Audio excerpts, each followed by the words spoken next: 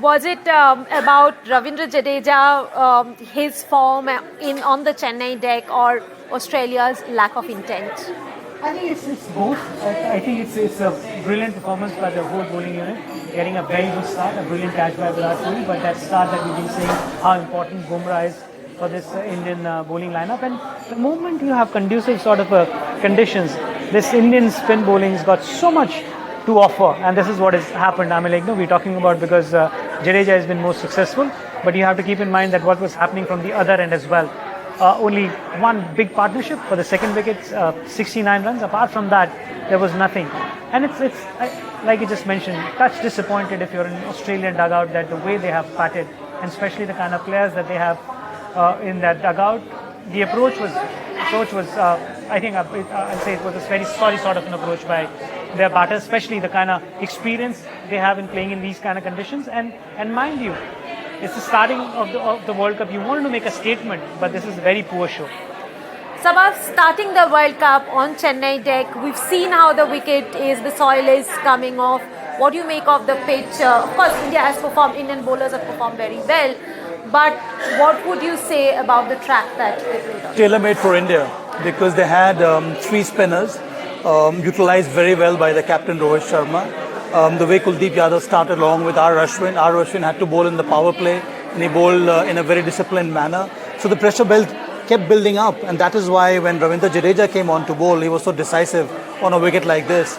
All three spinners equally disciplined in their effort, in their line and length. A lot of variations we saw from Kuldeep Yadav, from R. Ashwin, none so much from Ravindra Jadeja, but his ability to pitch the ball in the right area on a regular basis, I mean, that is what really helped him. And the middle overs for Jadeja to come in and pick those three important wickets of Steve Smith, Labuschagne, and then Alex Carey kind of broke the back of Australia. But two words from India's perspective in terms of India's bowling dominating.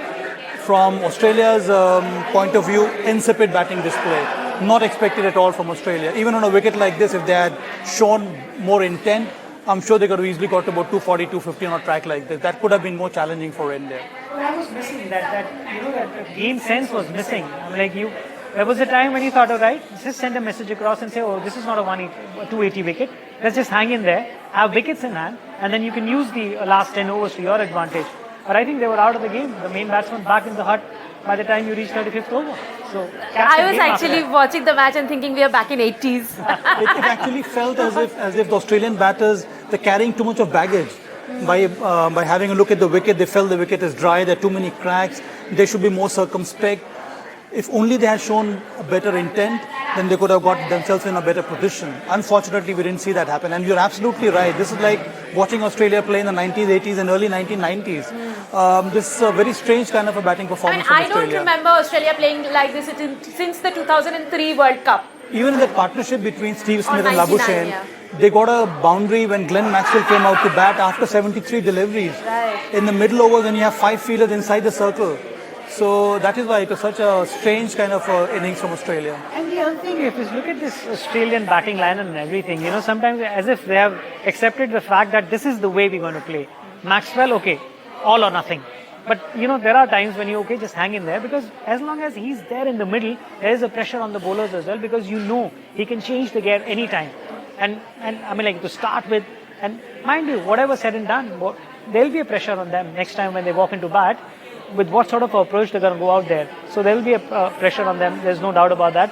But it's a brilliant bowling performance by the Indian lot. Vijay, would you say the match has been handed to India on a platter, or going by the domestic cricket records, there could be still some twists and turns in the table? You don't get anything on platter as far as international cricket is concerned, and let's not forget about they have runs on the board, and anything can happen. Early quick wickets, things can change. But as far as the game stands right now, 200 runs, shouldn't be a difficult task for the Indian batting lineup. Indian strong batting lineup. Sabah? Given the form Indian batters have shown in the previous matches that India has played, I'm pretty confident that India should make it quite easily. I'm looking at a 6-wicket or 7-wicket win for India. It all depends on Mitchell Starc. If in his initial spell he can pick 2-3 quick wickets, that may add some more pressure on the Indian batting. But hopefully I think India should cruise. Saba, on a larger context, this ODI World Cup is is also about an exhibition of the format. We are all talking about whether this format can survive in this day and age. Onslaught of T20 cricket and also Test cricket being a premium product. Given that all these matches have been one-sided, what kind of advertisement has this been? What according to you? Well, in terms of run making, one has seen a strong influence of T20, Rika. You saw the way New Zealand batted against England. They got to 280 in about 30 odd overs. They have enough overs to spare. Then look what South Africa did against Sri Lanka. But I look at it in a different perspective altogether. I see that all those cricketers who have ambition of playing multi-day cricket and Test cricket, then I think one-day cricket is the bridge in between. So in order to hone your skills, from T20 you can progress to one-day cricket where there is some more pressure. There is some kind of pressure on your skill as well, and then you graduate to Test cricket. But for such players whose aim is basically to play only white ball cricket, only T20 cricket, then I think this format does not hold too much of significance.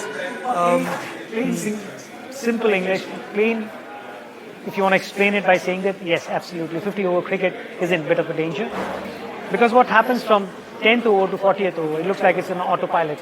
And if you don't have these kind of conditions, either helping the fast bowlers or there is a bit of a help for the spinners, you're looking at what? The scores that we talked about, you're going to see that it's very predictable. And that's the reason why it's going to be a challenge for a 50 over cricket to survive.